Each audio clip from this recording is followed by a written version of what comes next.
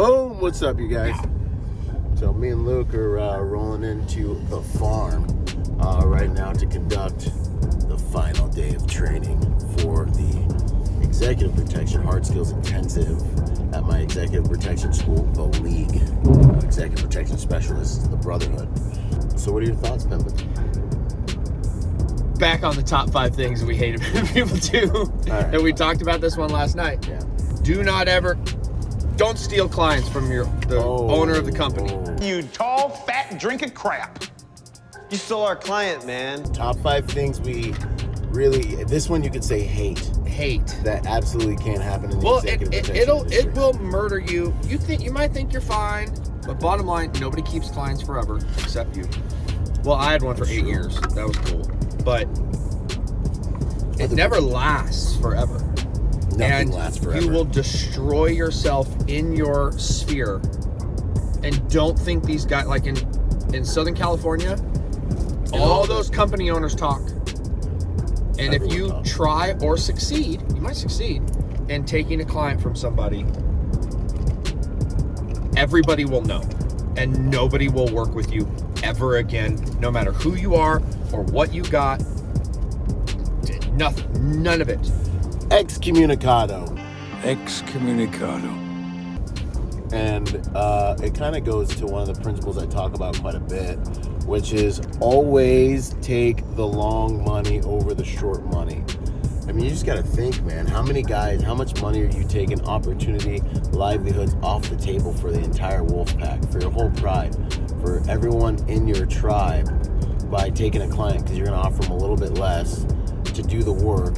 And what do you know about business? What do you know about liability? What do you the jump from being an operator to being a business owner is monstrous. The probability of success is so just ominous without any guidance or previous business acumen, not to mention the absolute bludgeoning your reputation will. You will be excommunicado from all the honorable people in the game, and more than likely,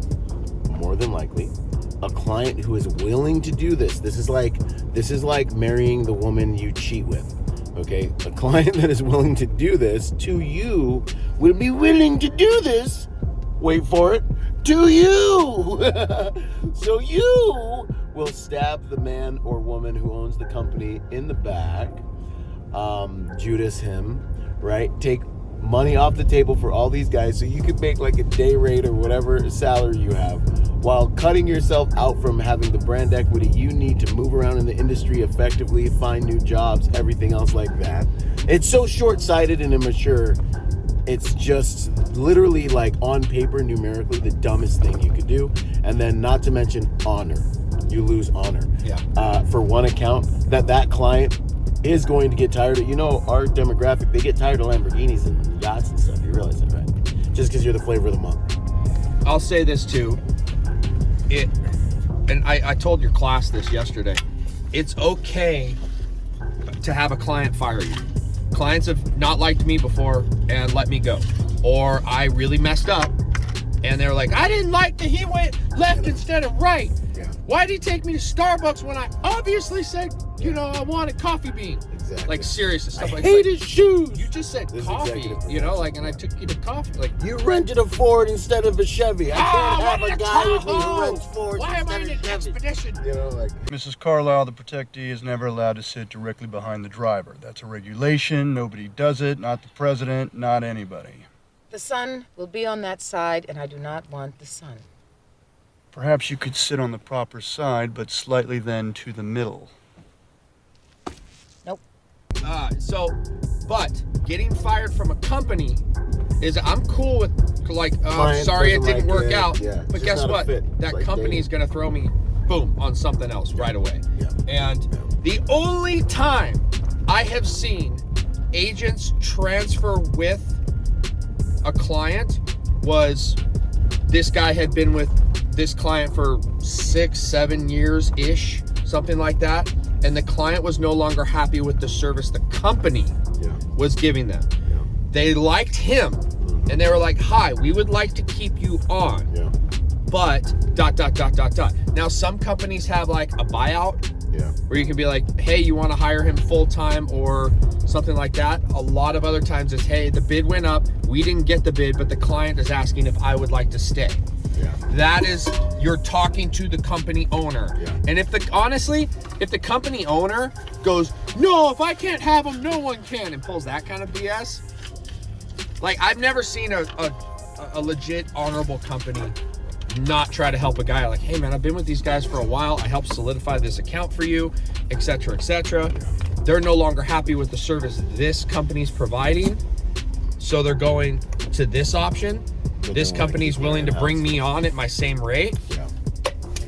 Cool. Yeah, and those kind of things can be talked about. But this whole, how much you're, if a client ever asks you how much you're making, you never tell them. Ever. Do not murk the company like that. Yeah.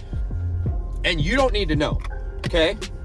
Well, you just tell them, you know. Like, hey, yeah, Talk go to ahead and your talk boss. to my director of operations or talk to the company owner or whoever it We is. have a policy where we're not actually supposed to talk about that with our principals and clients, and you know, that's a conversation we're supposed to defer you to Byron or Luke or whoever's running the detail. Yeah, but they might, you know, you might be making 500, but they're paying 850.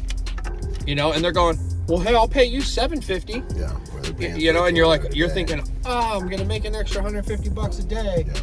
No.